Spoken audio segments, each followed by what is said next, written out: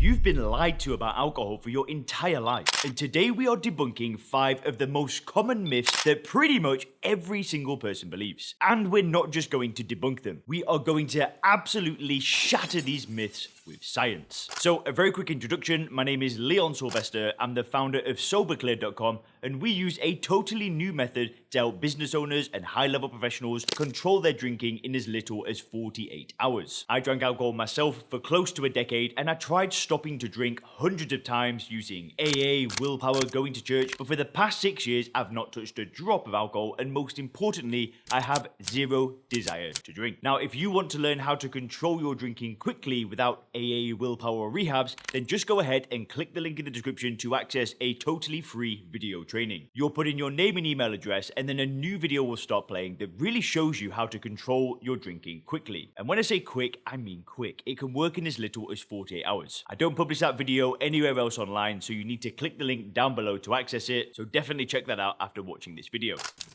So, myth number 1, it is less deadly than cigarettes. As a society, we have built these very clear but implicit distinctions between alcohol and tobacco. These are things that are almost universally accepted but never spoken out loud, meaning we go through our lives without ever getting the chance to criticize them, because they're just the unchanging background against which we operate. Roughly speaking, we can summarize this distinction in one sentence. Tobacco is basically a health hazard, while alcohol is primarily a social issue. Now, I am putting it crudely here, and nobody in a position of authority is ever going to phrase it like this. But if you think about it for a minute, the evidence is everywhere. We've all seen those horrible, grotesque photos that are put on cigarette packets. But when was the last time you saw a photo like this on a bottle of booze? Say a liver tumor or a distended heart? Well, the reason why you've not seen it is because it doesn't exist. With booze, you mostly get social messages. Stuff like, drink responsibly. Please drink responsibly. Or don't drink and drive. Drive sober or get pulled over. Now, I'm here to tell you that this universally accepted distinction is only 50% true, meaning tobacco is first and foremost a health problem. Being addicted to smoking in and of itself is quite unlikely to destroy your entire family, your career, your reputation, get you in trouble with, or any of the other things that alcohol manages to do so well. But I'm here to tell you that the second part of our common knowledge is quite off the mark. That alcohol is not only infinitely more socially destructive than tobacco, but almost just as harmful to your health. To see why this is so, we can turn to the CDC's estimates about alcohol and tobacco-related deaths in the United States. So according to the CDC, alcohol claims the lives of around 140,000 Americans annually. This compares to around 480 deaths from smoking cigarettes. So on the surface, these numbers seem to support the idea that tobacco is far more harmful. But there is a catch. Alcohol is likely to kill you off far younger than cigarettes. You see, according to the CDC, every person who died from cigarettes lost an average of 10 years off their life. This compares to a whopping 26 years lost for the average drinker. The reason is that several alcohol-related diseases, like alcoholic liver disease, can strike people in their prime of their life in their 30s and their 40s. Then there are all the violent deaths, like car accidents and suicide, which can even happen during one's teenage years. So you have roughly 3.4 times more people dying from cigarettes, but each alcohol death costing roughly 2.6 more years of life lost, meaning that in terms of so-called life years lost, tobacco works out to only around 20% more lethal. Sure, slightly higher, but in the same league of mortality. And this small difference is certainly not enough to justify this huge mismatch in terms of what governments spend to educate us on the health hazards of one versus the other, nor in the double standard that we see in terms of the warning labels or how society views smokers versus drinkers. Now, I suppose an objection to all of this might be that the vast majority of alcohol-related deaths happen among the heaviest drinkers. If you are just a regular drinker, your risks are dramatically lower. And that's true, but here's the thing. This also technically applies to cigarettes, because the health effects and mortality from cigarettes are also dose-dependent, just like with booze. Meaning that if you are just a social smoker who has the odd cigarette once a week or so, then your chances of adverse health effects like lung cancer or heart disease, they're exceedingly low. So any way that you want to look at it, there is simply no basis for what we have done as a society over the last half century. How have we been taking draconian action against what we rightly perceive as a very serious health hazard from tobacco, but at the same time giving booze this complete pass. What do you think is going on here? Leave me a comment down below, I'll get back to you there, but I'd love to hear why you think this might have happened and what steps that we could possibly take to correct it, and should we correct it at all. So, myth number 2, drinking at low doses is good for you. Oh my gosh, now this brings us to arguably the most harmful myth of all. That while alcohol is harmful or deadly if you drink too much of it, low level consumption is somehow actually good for you. In other words, if you have just one drink or so a couple of times a week, that somehow this will actually protect your health and make you live longer. And this is the famous J-curve. You plot the number of drinks on the horizontal axis and mortality on the vertical axis, and you see a small drop of mortality at the first few drinks before it takes off with increased levels of consumption. So the big problem with this idea is that it's not some bro science or fold wisdom. This is actually promoted by some scientists. I'm talking real epidemiologists and medical doctors. And some of them are even promoting this narrative so hard that they are calling for non-drinkers to start drinking in moderation, of course. Now, I don't know about you, but this struck me as bizarre. How can these people be basically recommending supplementation with ethanol? What is it about this toxic industrial chemical that magically makes it healthy at low doses? And if a toxic chemical can be useful at low doses, why is ethanol the one? Now, the other thing that's odd about this is how resistant some of these people are to the idea of supplementation in general. These are many of the same medical professionals who will just flat out reject the idea that supplementing with vitamins, minerals, or herbal preparations can benefit you in any way. And many of these same individuals will tell you that consuming ethanol, the stuff of antifreeze, solvents, and antiseptics, is good for you. Go figure. So I had to dig into this, and I found this little gem of a study that came out in 2016 for the Journal of Studies on Alcohol and Drugs. It was headed by Tim Stockwell out of the University of Victoria in Canada, with collaborators from other universities in the United States and Australia. The authors start their paper by noting that historically, researchers have suggested the existence of an alcohol J-curve for just about every condition under the sun. Everything from deafness, hip fractures, the common cold, cancers, birth complications, dementia, and the list goes on and on. J-curves have even been suggested for some conditions like cirrhosis of the liver, which at face value is absurd. The liver being the organ that metabolizes ethanol into the highly destructive metabolite acetaldehyde, which is 30 times more toxic. Listen, how can even small doses of this toxin benefit our liver in any way? Well, the fact that a J-curve can be found for all these disparate and highly implausible conditions suggests that perhaps there is some other confounding variable that separates abstainers and light drinkers. You see, to find these J-curves, researchers typically compare complete abstainers to light drinkers, and they find that light drinkers have a slight health advantage. Now, the problem that Stockwell and his team highlighted are that there are many other differences between complete abstainers and light drinkers, and these are likely to skew the comparison in favor of light drinkers. If you think about it, one of the most common reasons somebody abstains from alcohol completely is a pre-existing medical condition. Doctors often order people to give up drinking in order to not aggravate conditions further. Now, this confounding variable becomes especially strong with age, as an increasing number of people develop ever more health problems and end up stopping drinking completely as a result. All these people are still classed as abstainers simply if they were not drinking at the time of research, and they will on average be less healthy than light drinkers. But the fact that they are not drinking is not a cause of their poor health, but rather a consequence. Then there are the former heavy drinkers who developed health problems precisely from drinking and were similarly forced to give up completely. Here's the crazy thing: most of the research on alcohol's supposed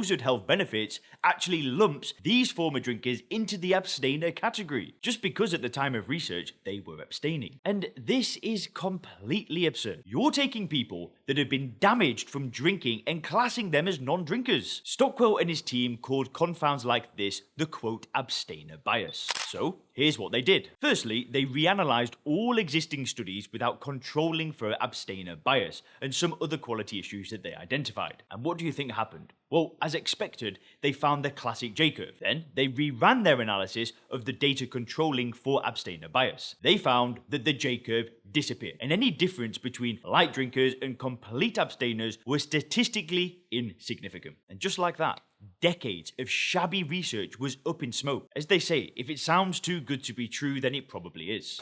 So, the third myth is how alcohol helps you sleep. We find this myth in various common practices like the so-called nightcap, the small drink that people take before going to bed, supposedly to help you sleep better, or the putting of small amounts of liquor in a tea, or even mothers sometimes adding drops of alcohol in their child's drink before bed. And then of course we have the millions of people all over the world who self-medicate with alcohol on a routine basis. These people have the expectation that it will help their sleep, among other real or imaginary benefits. But is any of this true? Is it a myth, or is it actually based on any real science?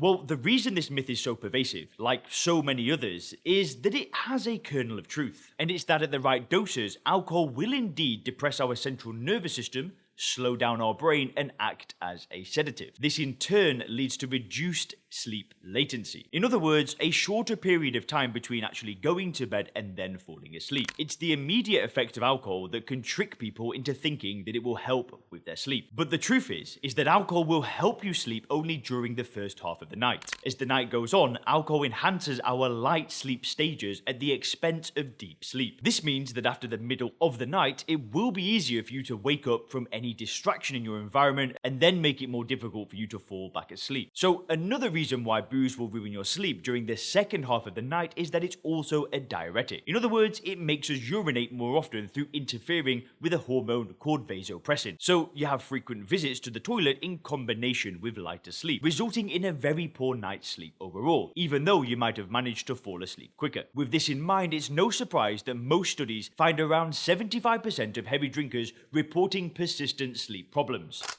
So, myth number 4, there exists this thing called the addictive personality. Now, the way that this myth goes, there exists a class of people who are just prone to becoming addicted, be it alcohol, cigarettes, drugs, whatever, you name it. Now, on the surface, this idea seems to make sense. For example, out of all the first-year students in a given college or in military academy, only a small percentage will go on to develop a drinking problem. Now, this is even though all the people in the cohort are exposed to more or less the same circumstances. Therefore, there must be something that sets these problematic individuals apart, right? Why do these drink? And then the argument goes something like this. Why do these drink? Well, they drink because they have an addictive personality. And why don't the rest drink? Well, it's because they don't have an addictive personality. I mean, it makes sense on the surface, right? Well, the addictive personality also explains that heavy drinkers also tend to smoke and often do other drugs as well as gamble. In other words, addictions tend to cluster within the same people. Now, as convincing as the idea sounds at first glance, it's completely false. See, over many decades, scientists have not found a shred of evidence in support of the addictive personality. And believe me, they have looked hard, which is why they've almost completely abandoned the idea, even though it continues to persist among the general public. The really sad part is that this idea serves as an excuse for countless people to keep on drinking. Why fight it instead of just accepting the fact that you have an addictive personality and nothing can help? The problem lies in the very core of your personality. How can you possibly begin to fix this? You're broken beyond repair. But when you look at it a bit closer, the idea of the addictive personality is so problematic that it doesn't even count as a valid scientific hypothesis. The big problem is that nobody has even defined what an addictive personality is amongst people who have not yet started drinking. See, in order for this idea to be a useful scientific theory, you would need A, to define addictive personality among healthy people, and B, devise a test that accurately predicts in advance who in a given population will go on to develop a drinking problem and who will not. So in other words, you give a group of healthy people an addictive personality test. You identify who has an addictive personality and then predict who will then go on to develop alcohol or other addictions. But nobody has ever done anything like this. See, a so-called addictive personality only ever comes to light after the problem drinking or drug addiction taking has begun. But this is circular logic. Of course, once you become addicted, your personality will change in predictable ways, and there will be striking similarities between all addicts. Often they'll start lying, cheating, behaving more impulsively, and in possibly antisocial ways. But these are simply consequences of developing an addiction. They're no more proof that there exists an addictive personality. Just as a fever is a physiological response to an underlying illness, the behavioral changes that we see in those who are struggling with addiction are in response to the chronic substance abuse. In the words of one author, quote, "Fundamentally, the idea of a general addictive personality is a myth. Research finds no universal character traits that are common to all addicted people. Only half have more than one addiction, not including cigarettes, and many can control their engagement with some addictive substances or activities, but not others. Some are shy, some are bold. Some are fundamentally kind and caring, and some are cruel. Some tend towards honesty, others not so much. The whole range of human character can be found among people with addictions, despite the cruel stereotypes that are typically presented."